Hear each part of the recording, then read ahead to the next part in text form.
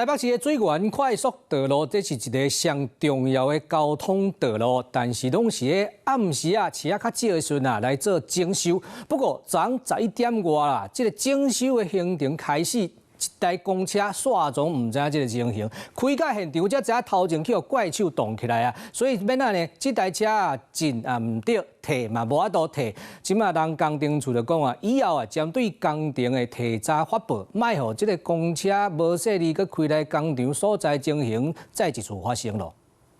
我走過去，不行啊！你這條大橋上面不能有人走啊！乘客正事正激動，來討論解決的方法。因為因親家坐公車要回去厝，也毋過頭前路有一台工程車一直抹去，用大大標示叫大家換一條路行，好等要上橋的公車進退兩難。有點誇張，不但誇張，有很多誇張。相關的官員應該就是要公布嘛。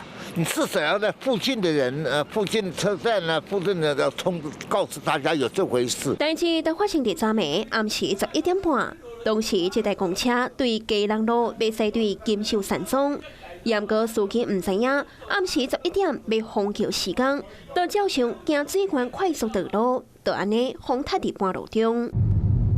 上橋的路是一條單線道，臨時當日封路也真歹勢頭。 根據了解，時間是為了更新水源快速道路的記印表。工程對去年12月就開始，預計到今年9月完工。也毋過時間的消息，敢若佇工務局的網頁找有，公車業者攏無人知。經我們查證是，這個封路的資訊是沒有通知公運處。其實施工單位或活動單位都會通知公運處。